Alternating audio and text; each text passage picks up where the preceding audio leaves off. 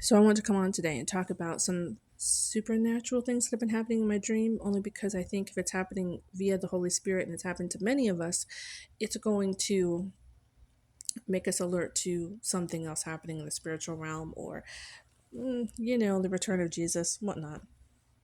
What's been happening is every single night consecutively, I've been having random dreams, but it's not random because I'll have a pattern where I'm tested in different parts of my person, meaning somebody will. This lady, she like randomly walked up to me and got really invasive and started getting aggressive with questioning and asked me if I supported Israel, blah, blah, blah, all these questions.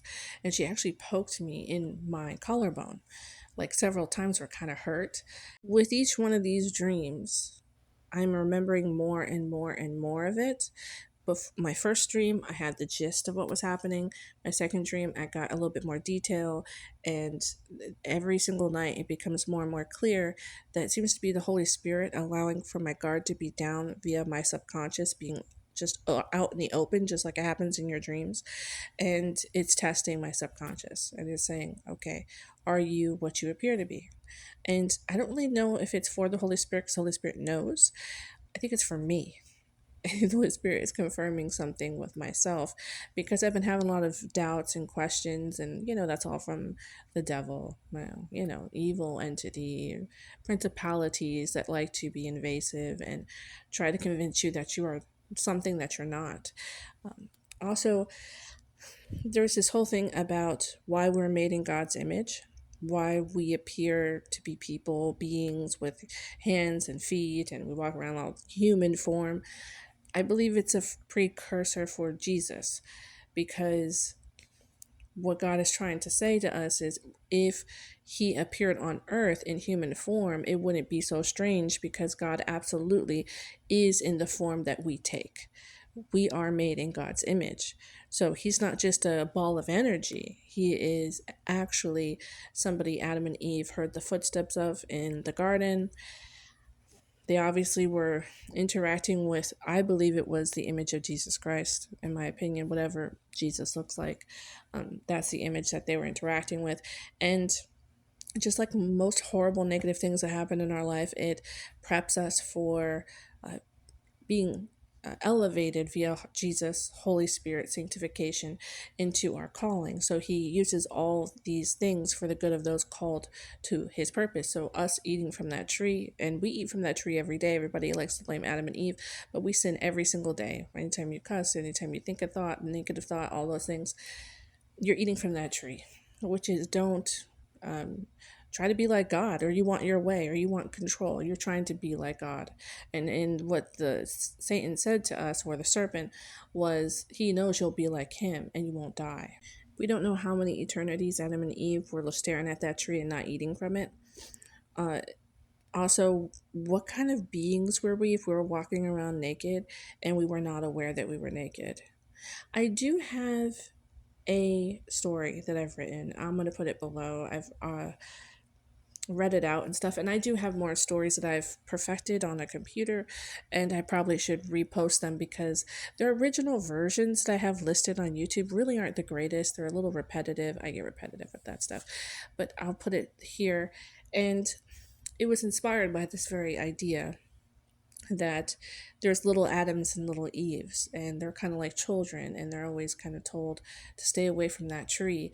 But the people telling them that are saints, and they're people who understand, just like having entered the underworld and having risen from the underworld via Jesus Christ, what that tree is really about. Like they feel it. They don't just have knowledge of it, but they actually have experienced what it is to try to be like God and failing miserably and having to watch Jesus take that cross so that we could go back to where he wants us to be. And I also have a story written, I think it's called Triune, that also has an original form on here that's not the greatest, but I have a better form of that. And it's showing us, or I'm trying to show what inspired me, the spiritual evolution that God always wanted for us, that we are of dirt right now as humans, but we were created to be those who had dominion over the earth. So we are to evolve up and be actually in the spiritual kingdom, in the sense that we have dominion over the earth, which means we first have to have dominion over ourselves, because we're just clay. We're just made of the earth. And a lot of people who like to simplify God as just a spirit, it's easier to manipulate what he's thinking and feeling. And then we can take everything that we do, good or bad, and make it external, never worried about heart posture. Heart posture is really important. God really cares about that. And that's why I'm trying to also document this whole thing where the Holy Spirit's putting me through the, you should kind of know your character. You should kind of know who you are. I need you to know and recognize that there's an understanding between the Holy Spirit and myself, because I'm very hard on myself. And I know a lot of my videos, I speak of how blunt and to the point, very factual, not no feelings, the Holy Spirit can be. And it's it's frightening. And it's only frightening because God is somebody to be truly afraid of, because he has a power that we don't understand fully until we kind of see it laid out the way he just does stuff. He just does it. Like, you know, because it's the law, it's a spiritual law. Well, who cares? I don't care what you think, Holy Spirit says. There's a spiritual law. And I always focus on the negative part of it, but I don't really like to focus on the comforter, the advocate, the redeeming aspects of the Holy Spirit. And I feel like that's what's being put on display.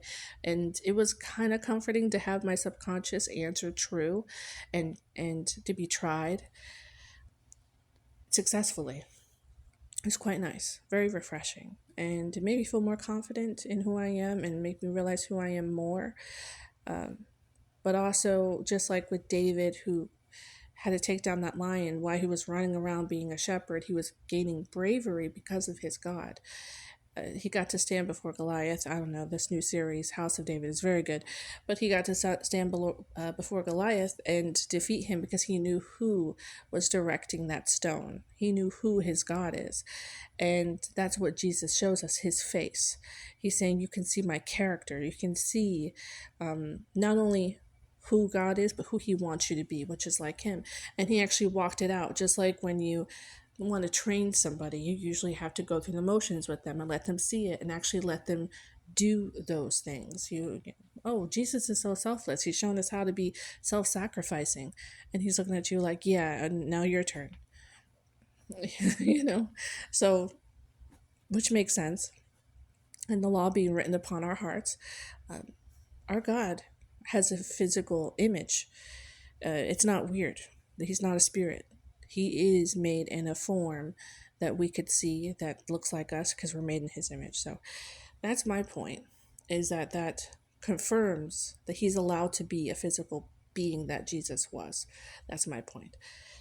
Also, heaven is a lot more interesting when we've gone through the battlefields of life with a God who was there for us, and we get to hug him and be reassured, well done, good and faithful servant, to a God that we've actually truly understand, because we see how he loved us, cared for us, provided for us, and that's without seeing his physical person. We just had the Holy Spirit, and I know I say just had, but that's a big deal, actually, a lot bigger deal than most people want to believe. But Jesus died on the cross so that more people could be allowed in to that kingdom. And lastly, I just want to talk about this. There is this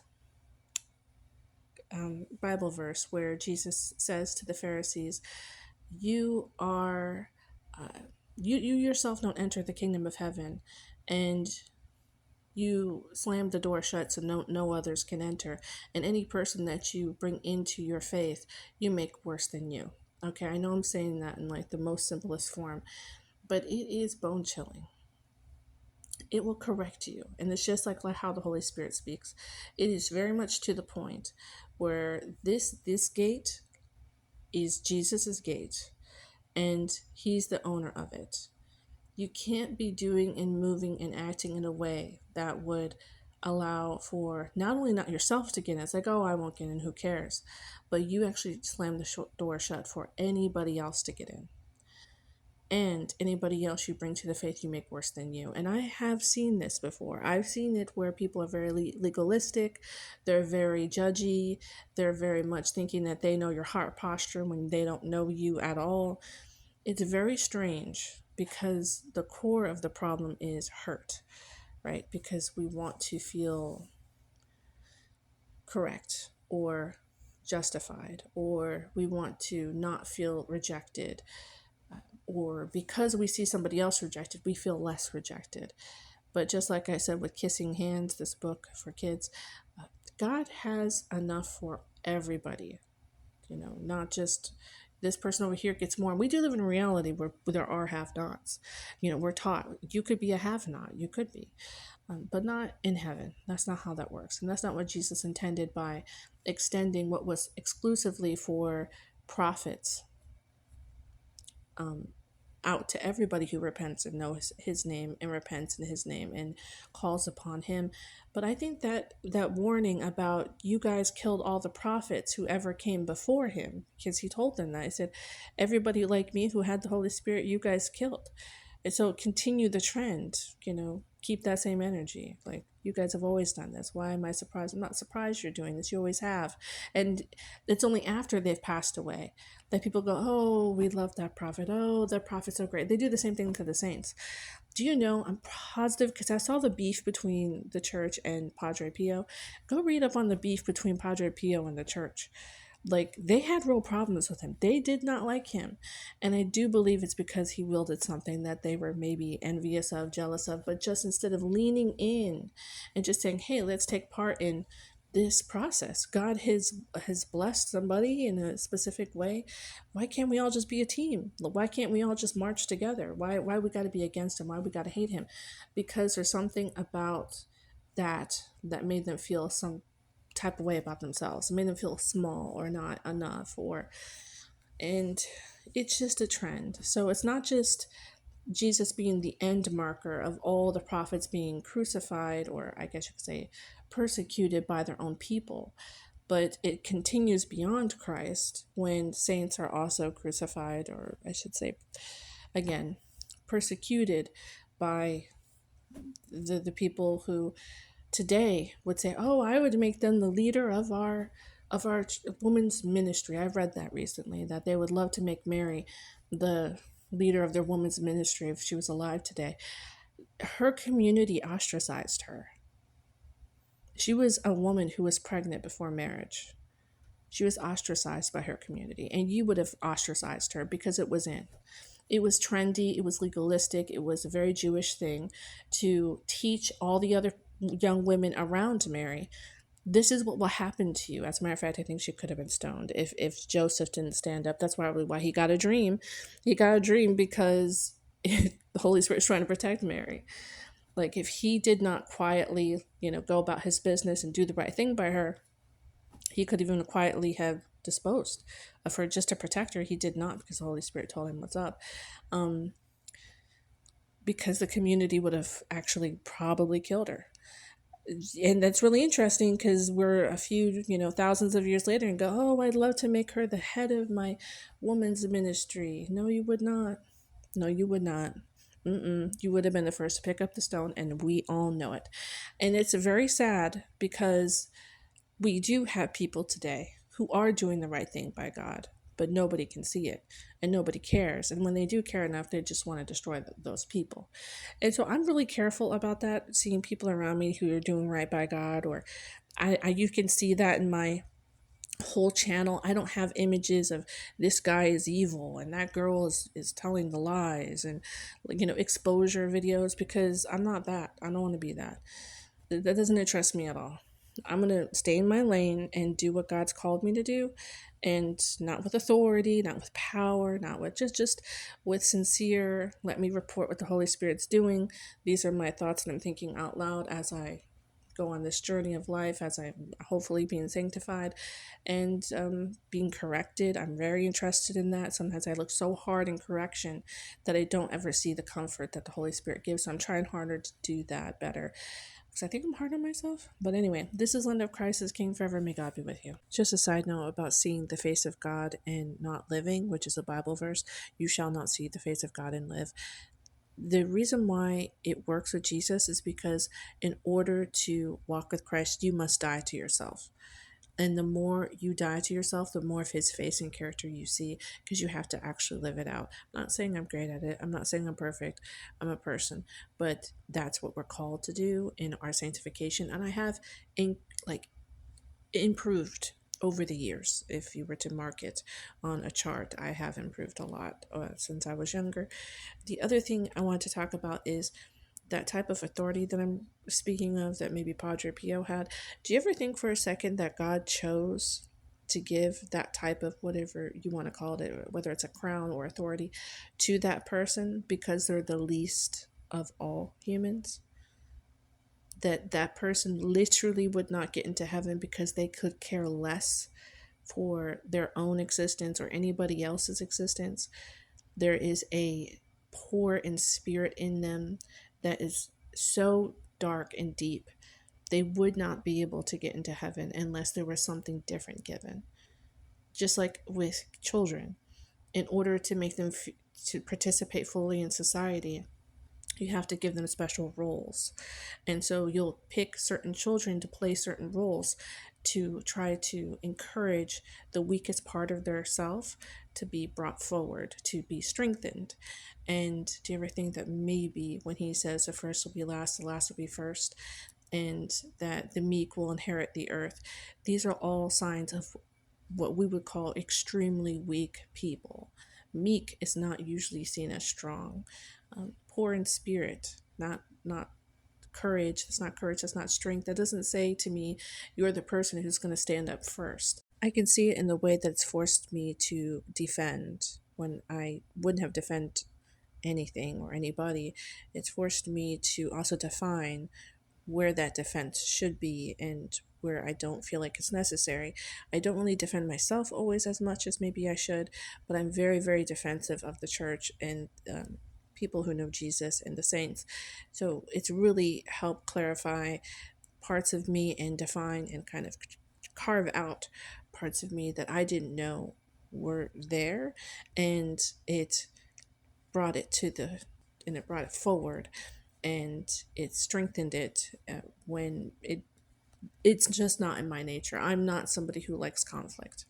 Maybe he needed to offer something different to people, like maybe Padre Pio, that if not given, they wouldn't have had a chance. Not even consider asking for the Holy Spirit. Maybe that's how far gone some people are spiritually, that he had to use special tools in order to entice them to come forward. I know because of COVID, this channel, and the reason why I'm doing this channel is because it was a prompting. God basically said, you have something that has to be shared. You don't understand it, but in time you will. And it was because of COVID and because of the fact I really was trying to go on record. I thought because of my heart and stuff, I would not survive it. So I wanted something on record about who I was and what I believed, and I wanted to serve Jesus in my last few years. And that's when he told me not to take the V, because he said you have a poor a bad heart, a really bad heart, and you are prone to blood clots. And it's really strange because I have documentation in video saying that's what the Holy Spirit told me, and it absolutely turned out to be the two conditions that came with the V. So the Holy Spirit's honest, the Holy Spirit's true, and I wouldn't have known that unless I was prompted in almost a I think I kind of got afraid a little bit. Like the Holy Spirit said, you had to do something, kind of like a fear of God hit me really hard. And the only way I knew how to express it was coming on YouTube. And I do think it's benefited me greatly to document my progress, if you will, and to be able to put my thoughts somewhere that's not private, like in a drawer, just like all my stories and stuff. So may God be with you.